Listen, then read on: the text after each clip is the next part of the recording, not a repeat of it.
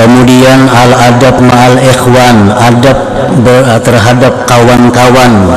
Pertama, husnuzanni bihim, baik sangka dengan kekawanan. Biasa seperguruan tuh banyak kawan. Nah, si A, si B, si C, kawan baik-baik menuntut ilmu. Nah, kekawanan ini, nah ini ada adabnya.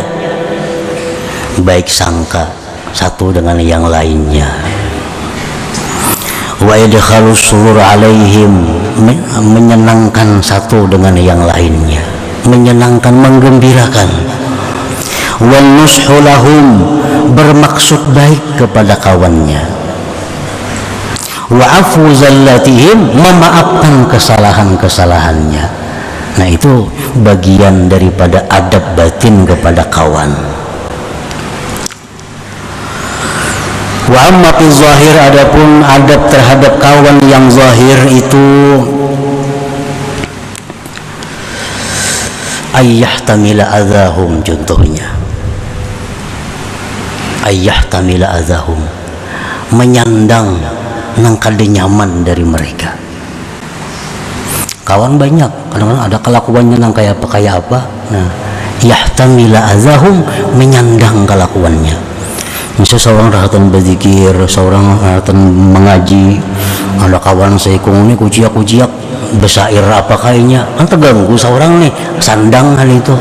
Nah, itu artinya beradab terhadap kawannya. Misalnya kawannya ada bisi kambing, tempat naik ke rumah kita kambingnya, takannya hal itu. Nah, itu membakawan ngarannya. Misal dikit tersinggung lawan kawan, dikit tersinggung, itu kan ada bakawan ngarannya, bermusuhan itu.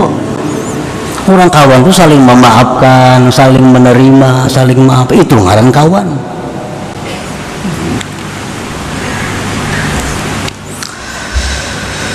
Nah, qala ba'du sufiyah, berkata sebagian sufiyah, ilzamil adab zahira wa batina, fama asa ahadun al adaba zahira illa uqiba zahira, wa ma asa ahadun al adaba batina illa uqiba batina.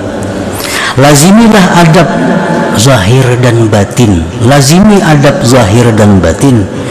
Tidak jahat seseorang adab pada zahir, melainkan dia akan dihukum secara zahir. Apa hukuman secara zahir? Malas berbuat taat, suka kepada maksiat. Nah, ini hukuman akibat lawan Tuhan kada beradab, lawan Nabi kada beradab, lawan guru kada beradab, lawan kawan kada beradab, dihukum. Kalau nang dilanggarnya adab zahir, hukumannya pun hukuman zahir.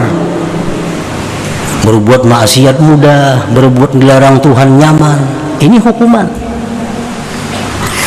Wa ma'asa ahadun al-adab batina illa uqiba batina, dan tidak jahat seseorang akan adab secara batin kecuali dihukum secara batin juga.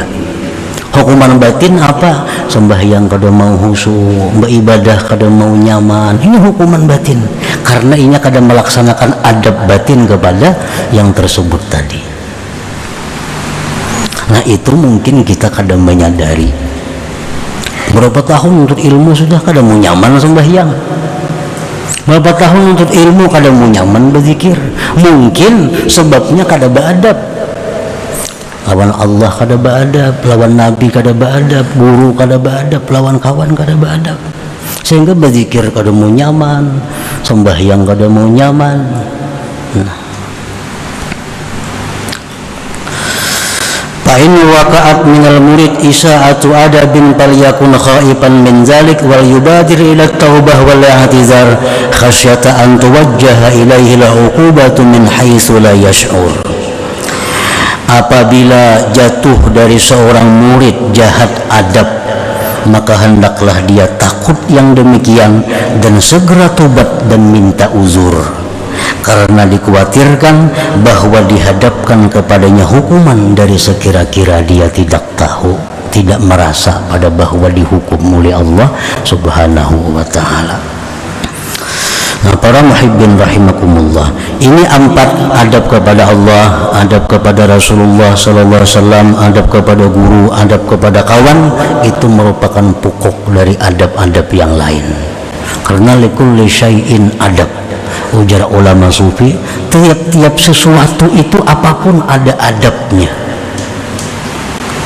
Makan ada adabnya. Cuma 4 ini pokok. Kita bermajlis, berkumpul, ada adabnya.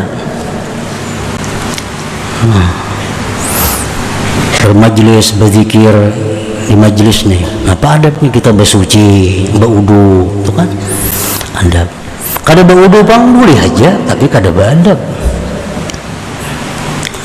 Kita bermajlis, berzikir, berpakaian putih, rupiah, baju tapih putih, itu adab. Baju hirang sebagian boleh aja hadir, tapi kada beradab itu. Tapi habang hijau boleh aja turun ke sini, kada dilarang, cuma kada beradab.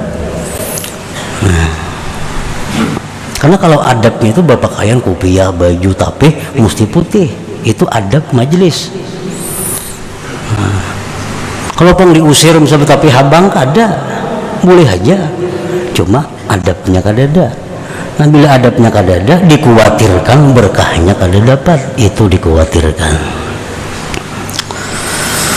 Qala Zunnun, idza kharajal murid an haddil adab fa innahu yarji'u min haitsu ja.